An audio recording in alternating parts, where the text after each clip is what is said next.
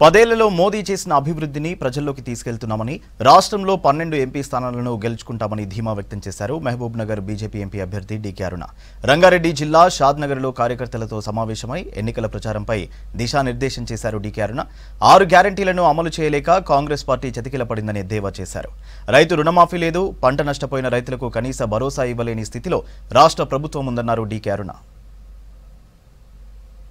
మరి ఈరోజు నేను ఒకటే అడుగుతా ఉన్నా ఈ రాష్ట్ర ముఖ్యమంత్రిని, ఈరోజు పాలమూరు రంగారెడ్డి ఒరిజినల్ డిపిఆర్ ఏదైతే ఉందో ఆ డిపిఆర్ కు మీరు ఓకే అనండి. మీరు ఓకే అనడానికి సిద్ధమా? ఈ 7 అసెంబ్లీ నియోజకవర్గాలు పాలమూరు పార్లమెంటులో ఉన్నటువంటి ఈ 7 అసెంబ్లీ నియోజకవర్గాల సస్యశ్యామలం కావాలంటే జూరాల ప్రాజెక్టు దగ్గర నుంచి నీళ్లు తీసుకొని పాలమూరు రంగారెడ్డిని, దీంతో కొంత రంగారెడ్డి జిల్లా, కొంత నల్గొండ, కొంత కూడా దీని ద్వారా ఇరిగేట్ అయ్యేటటువంటి విధంగా ఆనాడు డిజైన్ చేసిండు 10 లక్షల ఎకరాలకి. ఆ డిజైన్ కు అడ్మినిస్ట్రేటివ్ శాంక్షన్ ఇచ్చి రాష్ట్ర ప్రభుత్వము దీని మీద ప్రాజెక్టును అప్రూవల్ చేయండి.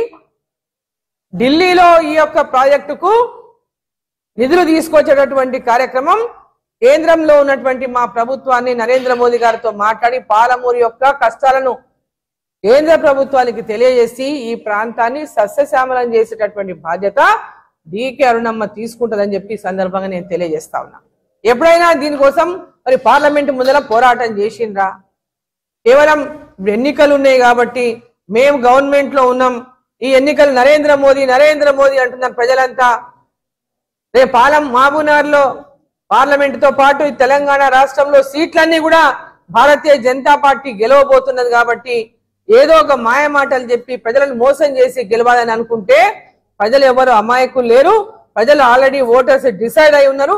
నరేంద్ర మోదీ గారికే ఈ ఎన్నికల్లో పట్టం కట్టాలని, మరి తెలంగాణ రాష్ట్రంలో 10 నుంచి 12 స్థానాలు ఖచ్చితంగా భారతీయ జనతా పార్టీ మరి గెలిపించుకుంటుందని చెప్పి సందర్భాన్ని తెలియజేస్తా ఉన్నా.